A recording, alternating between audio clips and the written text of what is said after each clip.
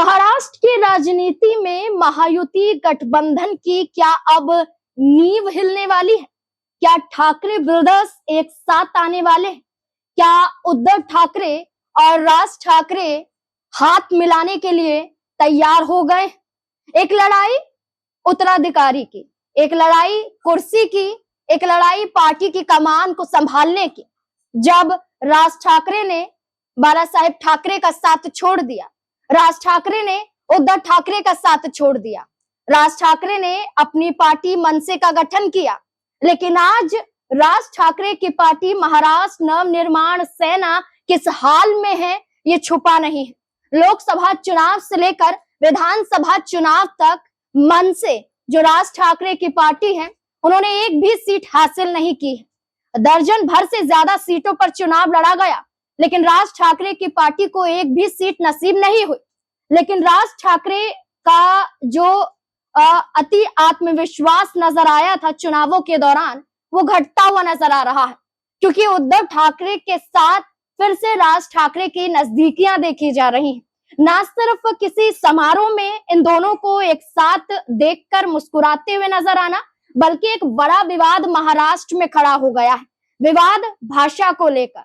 इस भाषा की लड़ाई में अब उद्धव ठाकरे और राज ठाकरे एक साथ नजर आ रहे हैं। पहला विवाद जब महाराष्ट्र में मराठी भाषा के सम्मान में राज ठाकरे ने तमाम बैंकों को लेकर, सरकारी बैंक हो, निजी बैंक हो, तमाम बैंकों को ये हिदायत देते हुए नजर आए कि सारी जो कार्यवाही होगी, जो भी दस्तावेज होंगे, इन सभी में मराठी भाषा का इस्तेमाल किया जाएगा। अगर ऐसा नहीं होता है तो हमने कई घटनाएं देखी जहां किसी अधिकारी को धमकी दे देना, किसी कर्मचारी के गाल पर थप्पड़ जड़ देना, ऐसी काफी घटनाएं देखी। लेकिन ये मामला शांत हो जाता है राज ठाकरे की तरफ से। लेकिन एक बार फिर से एक बड़ा फैसला महाराष्ट्र में बीजेपी गठबंधन की सरकार द्वारा लिया गया था, जिसमें ये फैसला था कि फर्स्ट क्लास से हिंदी भाषा को भी जोड़ा जाएगा। लेकिन इस फैसले को सरकार ने वापस ले लिया है।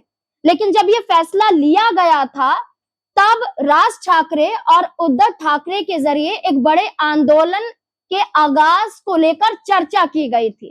क्या कुछ कहा गया था वो हम आपको बताते हैं। देखिए, जैसे कि बात करें तो ये बड़े बड़े स्क्रीन पर खुद सामने लिखा हुआ है कि क्या साथ आएंगे राज ठाकरे और उद्धव ठाकरे। हिंदी भाषा पर महाराष्ट्र सरकार के फैसले के बाद जाने रुख। देखिए, महाराष्ट्र के स्कूलों में पहली कक्षा से हिंदी भाषा को शामिल करने के खिलाफ बढ़ते विरोध के बीच देवेंद्र फडणवीस कैबिनेट ने त्रिभाषा नीति पर सरकारी आदेश को अब रद्द कर दिया है।